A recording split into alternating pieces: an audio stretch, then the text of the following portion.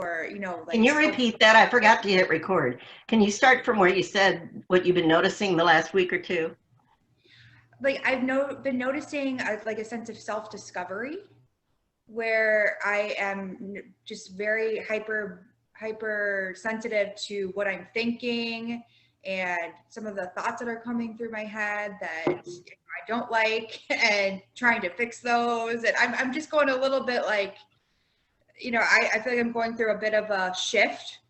Yeah. In my thinking, and you're becoming more aware.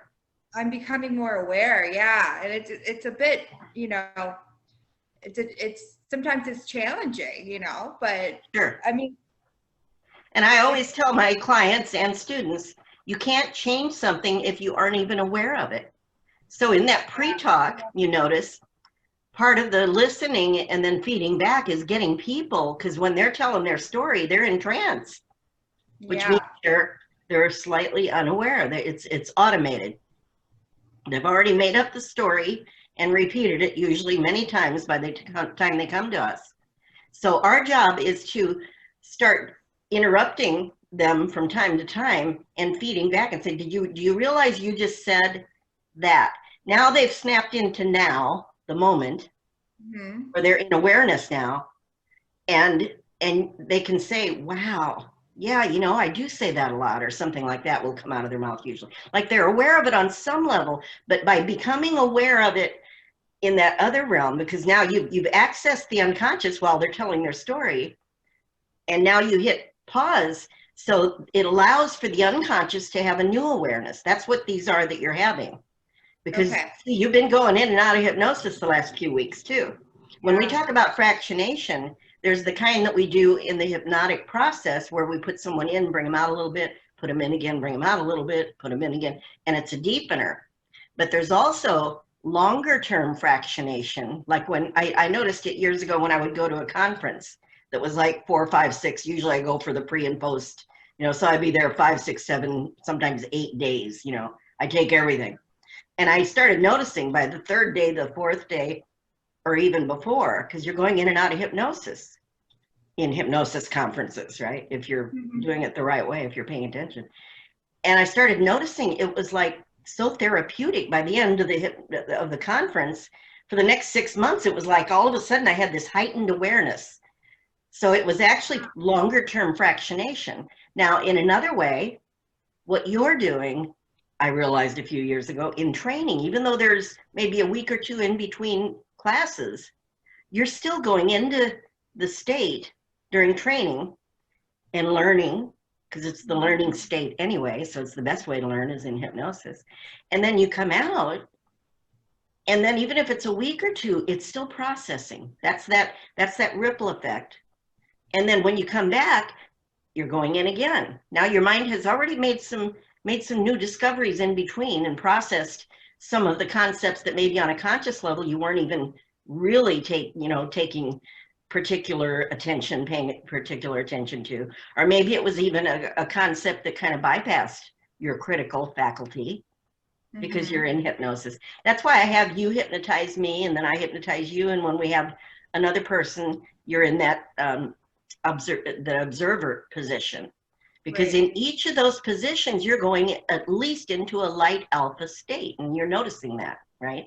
Yeah. Because you get absorbed. You get, remember, one deepener, a way that you deepen trance is through absorption, through getting involved with something. That's why we can use examples like reading a book or playing a video game or even a tennis game where you start to get in that flow, because everything else kind of goes away and you just go on that nice flow. You're not thinking in the moment about anything. You're just going with it. Yeah. And that's a light state of hypnosis, very active with your eyes open when you're in sports, right? Or it can be hitting a golf ball, any of those things. So if you're absorbed in something, when I was acting, when I was on stage, I became aware as I read about all this stuff. That's what I did from the moment I went on stage until the end, hopefully. Because if you ever get out of that zone, then that's when you start getting in your own head and thinking, uh-oh, what's that next line? Or when's my next exit? Or, you start thinking too much, now you've lost it. Usually that's when you make mistakes. just like in sports, right? And just like in hypnosis. When you just let it flow, even if whatever happens as the hypnotist, then your client starts to feel more comfortable when they get little things that they're not sure if it's right or not, as you're doing your little encouraging and giving them good information and reminding them that's right, you know, whatever happens is fine. You know, if you came up and you coughed, just have a drink of water, everything's okay. And when you go back, you'll find you'll be able to go back even more easily, maybe, you know. You don't want to promise anything. You don't want to say anything that might be wrong. But if you say that, their unconscious is going to expect it, and they probably will. The only thing that gets in the way of it is when they start getting those, you know, in their head, those doubts, and just like in sports or anything else, like I said, when you interrupt that flow with doubts or second guessing and all that stuff. So remembering as you're training that if you get stuck, that it's fine. It's okay to check your notes. It's okay to say, give me just a minute here, you know, and just smile, and they'll be fine because they're volunteering. They know you're practicing. So it's not any big deal unless you, again, the meaning is what you put on it. Yeah. And as soon as you put it on there, then the client's going to feel it, or the practice person. So you just let them know, yeah, I'm training here, so give me a second, and it'll be fine.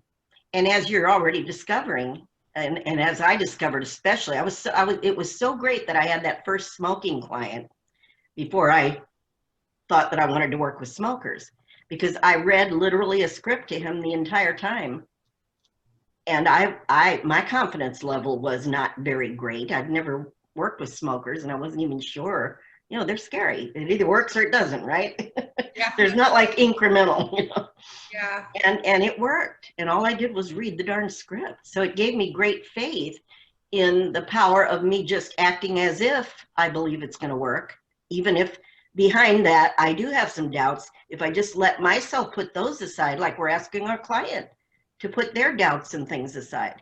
So as a hypnotist, you're getting really good at doing that, or better at it than you were if you already were good at it.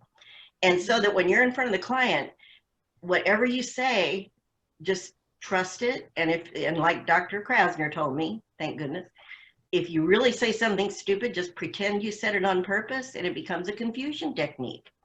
And just keep going, and everything will be fine. Sometimes you can say the craziest stuff, and then they didn't even hear it. Yeah, yeah. You know, and it is, and that's why, because it is a confusion technique. Because hypnotists don't talk normal anyway. As you notice, the scripts might have some, especially mine. I've got one that I'll give you a little bit later on when we get into more confusion. It's one of my favorite things, confusion techniques, because it bypasses the critical faculty. Remember, we talk about boring the conscious mind, confusing the conscious mind, overloading the conscious mind. These are all ways that we bypass that critical faculty, which is that conscious analytical critical mind. That's why they call it that. We got to let that kind of step aside enough that we can get to that unconscious mind where things don't have to be logical. You know, like I said, you can go on the yellow brick road and end up on a star somewhere talking to an angel or talking to an eagle, or it doesn't matter, you know. Yeah. Your imagination is boundless. It has absolutely no rules. Doesn't have to be sequential or logical or any of that. So that's why when you start doing the confusion techniques, usually in the deepener, because to get someone into hypnosis, remember, we're pacing. It's what you call pacing and then leading. You start out, the rapport is built by coming to your client where they are. You got to meet them where they walk in. If your client walks in and they're kind of down and depressed, and they're talking kind of slow, you know, and they're in that mode physically and, you know, verbal and nonverbal communication, you see they're kind of down and slow. And if you come up and go, hey, how are you today? Come on in. Come on, let's get started. You're not going to, it's a mismatch. You're not going to get rapport very quickly that way. So you're going to want to tone yours. As soon as you notice that, you want to come down, step into their world just a little bit. You don't want to get depressed or anything, of course, but you got to meet them where they are enough to gain that rapport. Yeah. Now, once you get that rapport and trust going through the pre-talk, again, that first pre-talk, now you got to get the rapport with every first session or every session after that again, of course, too, depending on how they walk in. And you also in the first session, though, have that luxury of that long pre-talk to really get them absorbed in what you're telling them, which makes them kind of forget all their problems, right? Just by talking to you and you explaining all these wonderful things about how their mind works and the conscious mind and the unconscious and some of the misconceptions that people have had through the years about hypnosis and all of that. And you do your little, magnetic fingers, or you do the books and balloons, or you do the lemon thing. It's getting them more and more involved, which creates trance. We know we're already getting them. Now, at some point where they're going along with us, now we've paced them long enough and gotten rapport. Now we can start leading them into hypnosis. You don't want to lead them in there until you got that going, right? That's what the whole pre-talk's about. And then it's easier, obviously, on subsequent sessions because you've already built up the trust. But you still got to get that, rapport for whatever they're walking in with. Yep. But then you can do it a little quicker, of course, because again, that trust is already there, and they've already, presumably had some benefits and feel better than the first time, at least. Yeah. And then once you start leading them into hypnosis with whatever is appropriate for their state, whichever process you decide is going to be appropriate for their state. Now, in training, again, you're not going to have sometimes you won't have that choice. You just got to use what we give you.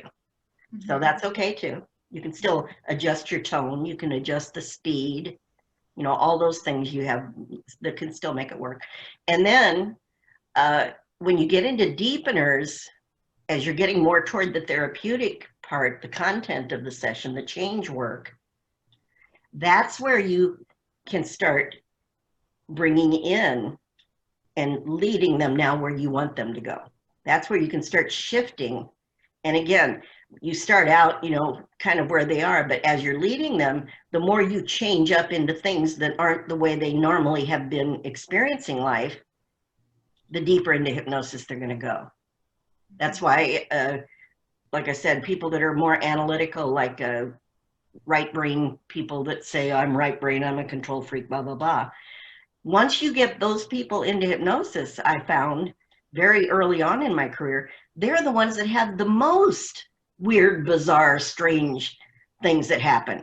I mean, they just, and I can only theorize, but I think it's because they're so living in that structured, linear, right brain or left brain rather world in their normal, that's their normal day-to-day way of being, that once they felt comfortable enough to let go and give themselves permission, and they're following us into hypnosis, their mind goes crazy. It's like, wow, now I can really have fun. And they do. They seem to have the wildest experiences and visions, and it's just crazy. Yeah. And you would think not, you would think the more metaphysical people come in and they're the ones, and they do too, of course. Yeah. If they expect that, that's what they're going to have. But the people like that don't expect it. And it makes for a powerful session, because at the end they'll go, I've never had that happen before. Well, we're getting to a part of your mind that has a lot of creativity, and it's showing you a whole nother side to your personality that can help you with what you came here for, Yeah. So, because there's got to be something different about what we're offering, and there is, and it's a lot different. You can use words like pretend, because that's all we're doing anyway. We're using our imagination. Yeah. We're pretending everything. We're pretending we're confident. We're pretending we're, it's all acting, like I said, whatever that word might mean, something different to different people, but we act how we imagine is the right way to act in different situations based on how we were raised and what we've decided is right for our life and different situations. And things can always change about that. And if the way we're acting works for us, keep it. I always say, if your shtick works, if your persona that you've created for who you think you are is working, keep it. But if there's aspects of it, when we get to parts therapy, if there's a part of you that isn't working so well for you, then you want to get that part on board to do whatever's best for you, whatever's going to work best for your life. And it might have worked 10, 20 years ago or when you were a kid. Ain't working anymore. So let's get it on board and update it and give it some new things to do for you that can better match up to what's good for you now. So it's like there's never any bad guy. It's just, how can we make it work better? Yeah. So, like I said, nothing is wrong or broken. That's one of the NLP presuppositions. Nobody is wrong or broken. Yeah. Everyone's functioning perfectly based on how they've been thinking up to this point. Yeah. It's true. This is the result of how I've been thinking and believing and all of that and imagining things. So if part of it isn't working for me, since I made it up anyway, I can change it. That's very empowering. Yeah. That's what we do. We help our clients to realize they're in control of changing things. Even if someone planted it in their brain when they were 2 years old, it doesn't matter. You're an adult now, you have your own mind, and you have the way to get to that critical faculty that that person got to, because you were in hypnosis at age 2. You didn't have any filters yet to say, no, I'm not going to take that in. So I'm stupid, or I'll never be a success, or I'm never good enough, whatever that is that's stuck in there when you were a little kid. You can still go in there now because you're an adult, but with hypnosis, we can still get to that part of the mind. And we can say, you know what? At that point, I just didn't know any better. I just took that in, and that was that person's limiting thought. Right. That wasn't about me. That was about them. And now I know that I can do things, that I am a good person, or that I am worthy, or that I can be successful because I succeeded at this and this and this. It's just this other thing that's getting in the way still a little bit, and we can make those adjustments. Very empowering stuff. I love it.